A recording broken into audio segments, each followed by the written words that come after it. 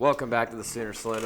As always, I'm here with Nick. I'm here with Emerson, and we are going to talk about Oklahoma losing to Kansas State 41-34. But before we get into it, I want to remind you to like, comment, and subscribe to our channel if you guys are diehard Sooner fans like us. Hey Emerson, how was your football weekend? So far, it's going pretty bad. Pretty bad. Considering you're an Oklahoma fan and a Kansas City Chiefs fan. Yeah. For those that don't know, we're recording right after Kansas City just lost, so taking 2 L's this week. But I might get the dub in fantasy, so that's a good thing. Go. You know, well, fingers crossed. But I got like two players left, and they got like 5. So, but I think I'll cinch it up. So Okay. that can save it. That can save it. How about you guys? Well, considering that we're located in central Kansas, surrounded by K-State fans, my phone was blowing up all night long, and I didn't answer it at all. So I'm sure when I go back to work tomorrow, I'm going to hear it. That's the thing that stings the most. It is. About losing to K-State. It is. And it's every year. Every For year us. they either beat us or they play us really well. And it's even if we win, it's a shitty ass win. It's their national championship every year. If Kansas State beats Oklahoma, dude, they could go 1-12 or 1-11. It's worth it. Like, that's what it seems like. Nick, what do you got? Anyway, What do you got, Nick? Well, considering, we've lost the last 3 out of 4 games to Kansas State now. By the way, if you're watching this and you don't like cussing, you're just going to have to shut it off or deal with it. So, sorry. Go ahead, Nick. Like I said, we've lost 3 of the last 4 now to Kansas State. I was giving credit to Chris Kleiman, and credit's deserved because he knows how to get his guys ready to play Oklahoma. We haven't quite figured it out. We have a new staff, Brent Venables, but it still blows my mind how we were outcoached. We were outplayed. They made the bigger plays when it mattered. Every single time we'd have some momentum, we'd shoot ourselves in the foot, and we'd have a false start, or we'd throw a bubble screen on second and 10, and it would lose 2 yards or gain a yard. Every time they got past the 50, they would go, and then every time they'd get past the 50, they would just shit all over themselves. And then it's like we always give, an opposing team's quarterback an absolute highlight reel performance, no matter who it is. And it's not like they're some kind of a Heisman contender. They're some average Joe, and then they play lights out against Oklahoma. yeah. And I mean, the penalties were bad. And as soon, like you said, as soon as they got a penalty, the drive ended. They could get a penalty on first down and it'd be 1st and 15, and it's like, okay, you can still work with this. And they would just incompletion, run for like 6 yards, punt. Yep. And I don't know. And the defense, I said this in the last episode. Okay, if Kansas State holds the ball and they have success and they eat the clock, and Oklahoma doesn't play disciplined and they do not take advantage of the opportunities that K-State gives them, they're gonna lose. Quite honestly, 41-34, that wasn't even that close. It really wasn't. It really I mean, we had more total yards. We had 550 total yards. They had 509. Passing, we had 330. They had 234. Rushing, we had 220. They had 275. But it's not like that they did anything crazy like Boise State, They ran it down our throat every single time. They passed it. Everybody was wide open, and they made conversions when they needed to. And they made the big plays when they needed to, especially when we had a chance at the end with 2-something left, and it was 3rd and 16. Yeah, they let Martinez run it and get down to the 2-yard line. Yeah. Something ridiculous. 3rd and 16, and it was like a 41-yard run. And Brent Venables said after the game in his post-game interview that there was a bust. Basically, there was supposed to be a spy on Adrian Martinez. Dude, I was yelling at halftime. I was like, okay, you have to put a spy on him. Because even when he's dropping back to pass, and I said this in the preview, you cannot let him break contain and run free. If you let him do that, he will beat you. But if you can stop him, he'll make those mistakes. But I want to tell you guys this. Oklahoma had 11 penalties in that game. 11. Yep. And 87 yards came off of those penalties. Also, if you show me the offensive stat sheet, before this game, and you reveal it to me, I'm saying Oklahoma wins big. Dylan Gabriel has 4 touchdowns, passing for 330 yards, and no interceptions. Eric Gray has over 100 yards rushing, and Marvin Mims and Theo Weiss have long touchdown catches for, Mims finished the day with 80-some yards, and Weiss had like 75 yards, and Farouk even had a pretty good amount of yardage. I also have another complaint. Farouk had a nice game. He did. I also have another complaint.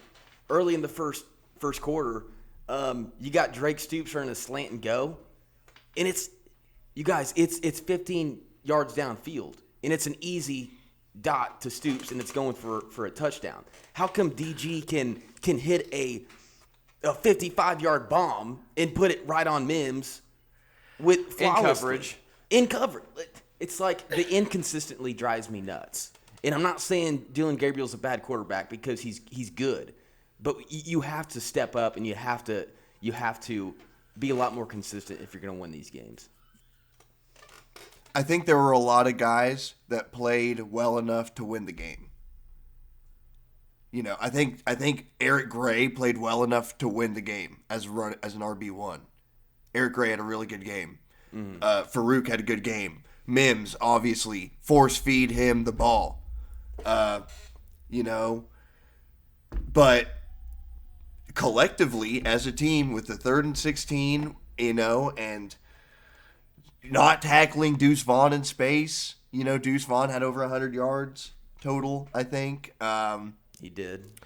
And it came down to which Adrian Martinez they got. And the defensive line continued to, rush past the quarterback instead of, containing him a little bit. So, I heard Teddy Lehman talking about that on the radio broadcast all night. Martinez had 300-something passing yards in 3 games. And he finishes it with 234 passing. And let me against Oklahoma at home. He had 148 rushing, didn't he? Yes. 4 touchdowns. And guess what? Guess what? He was responsible for 5 touchdowns. 5. They gave up 41 to Kansas State in their conference opener at home. Yeah, and this is a team that averaged 28 a game. And this is a team that couldn't do anything against Tulane. 10 points against Tulane. And they scored 41. It drives me nuts. But at the same time, it's a whole new staff with whole new players. Year 1. We're coming off a high that we just shit on Nebraska. And it's kind of a slap in the face. You're back into reality. How far is this team's true potential? It's interesting. Texas is going to be really hard competition. It could go either way. Baylor could go either way. Iowa State could go either way. Oklahoma State's going to be a big one. And shit, Kansas is undefeated. A trap game. Kansas is a trap game. Yeah. Right now. The Big 12 is... It's wide open. At this point, the easiest game is maybe TCU, maybe. Well, Chandler Morris is balling out, though. TCU's undefeated. So... at this point, as a college football fan, you look at the Big 12 standings. You got Kansas at 1-0. You got Baylor at 1-0. You got K-State at 1-0. Texas Tech at 1-0. Then in the middle, you got Oklahoma State, TCU 0-0, and then followed by Iowa State, OU, Texas, West Virginia, all at 0-1. You cannot sit here and tell me that that team's going to win the Big 12. That team right there you can't tell me that. You can't tell me that. It's rolling the dice. So at this point, we're number 18. Kansas State's 25. I don't know how KU's not ranked. They're 26. I don't know. Baylor's 16. Not ranked? No, they're 26. Oh my God. Baylor's 16 and Oklahoma State is number 9. At this point, And Texas Tech's 32. You could actually, theoretically, say that Oklahoma could lose to all those teams I just listed to. They could. Or you don't know. But you know what? It is Brent Venables' first year. It's his first year, guys. Okay? Bob Stoops went, 7-5 his first year? 7-5. I think it was 7-5 his first year in '99, maybe 7-6. I don't know. It doesn't matter. That's not what we're talking about. But and the next year won national championship. I am really hoping, honestly, that Oklahoma stays in the Big 12 one more year after this, just so that we could get some experience points on the team. Can we stop having our conference openers against Kansas State, please? Or Please. just Give us anyone else. Dude, Emerson, we don't have shit on K-State. We don't have shit on them. Like our adult lives, we don't have it. We don't. Like, we grew up as kids. We have like the Baker game where it was like 56-3 or something. No, they lost to Texas in 2015, which was BS. I don't know how that happened. And then the next week they beat K-State 55-0 in Manhattan. Yeah, so right. as us growing up, we experienced OU beating K-State's ass. And then as we get older and now we're adults and we contribute to society, it's like every single time. Yeah. I mean, obviously we knew there were going to be growing pains. Brand new staff. A lot of transfers coming in, a lot of transfers going out. Offensive line, still don't know who's like the starting five, kind of, as well. And Chris Murray had 2 game drives killing penalties. It's like, yeah. Thing is, he wasn't the only one. Exactly. It was 11 penalties. I think the only one that maybe didn't have a false start was Andrew Rame. And we were home. The crowd was on our side. So what the hell? I don't know, guys. I don't know. But, what else you got? Do you got anything else you've written down, or are you just going off your head? I've just been going off my head, really. But you guys, I will say this. I had some keys to the game, forced passing situations on third down. We would do that at some point, but then they'd have this tight end that was like, he looked like he was 40, but he was living in an 18-year-old's body, and he would just catch it over our DBs every time. And he was, what's his name? Ben Sinnott, 6'4", 240, number 34. He had like 80 yards, and they all came on third down, I swear. That was driving me crazy. Also, on special teams, Malik Knowles almost got loose again. It gave me flashbacks. And then turnovers. We didn't see any of those. Not at all. So, and then tackling open space. It looked like shit. So, I don't know. And special teams. Kansas State had that 60-yard return in the second half. Yeah, that's exactly what I'm saying. Malik Knowles, he got loose, and it gave me flashbacks, man. I didn't like it. It did. And K-State's defense, that dude off the edge with the crazy name, he played a hell of a game too, They did. It was as a college football fan, it was a fun game to watch. As an OU fan, I'm sick. But at this point, my stomach is calloused because we don't have shit on K-State.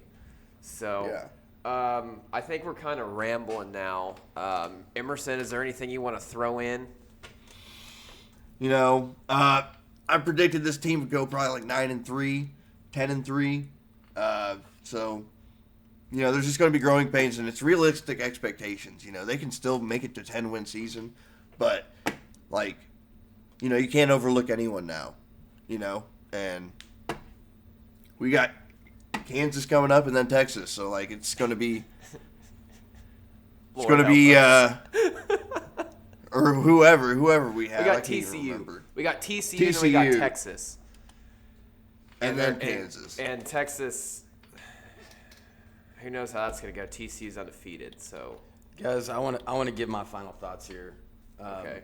As an Oklahoma Please. fan, we can all relate to this. Sometimes Oklahoma needs that slap in the face, and then usually they'll snap out of it. It's what I am looking forward to is how the staff responds and how these players respond. Because if they come out with, fire on their head, it could be pretty freaking dangerous for these other teams. So you also have to come in and work every single week. Those players have to come into practice focused. You have to establish a great game plan. You have to execute it, and it's as simple as that. It's easier said than done, but you just have to be locked in, and you have to want it. They have to go out there and play their hats off. So see what they bring against TCU. Absolutely. And no matter what, we're OU fans till the end. For all those people commenting, like, fire this coach, fire that coach, fire Brent Venables, piss off. That's you don't stupid. know shit. That's it's stupid. year Chill. one. Yeah, I saw that. I did. I saw that on a couple of them. People are idiots, man. They gotta be trolling. They gotta be are, trolling. and they are, and that's the thing. They're and just true. I love Sooner People Nation do to not death. get upset by the trolls. I know they're frustrating. Just remind yourself it's a troll and move on. I love Sooner Sooner Nation I love Sooner Nation to death, but there are some fans in our fan base that just need. It can be toxic at some points. It is. It's because Anyway, we're spoiled. It's because It we're is. spoiled. But you guys, do you have anything else? I don't have anything. Okay. So, hey, if you guys are new to the channel, like, comment, subscribe. Let us know what you guys think in the comment section. Be sure to check out our next video. It's going to be OU versus TCU preview. So, that being said, Boomer. Sooner. Sooner.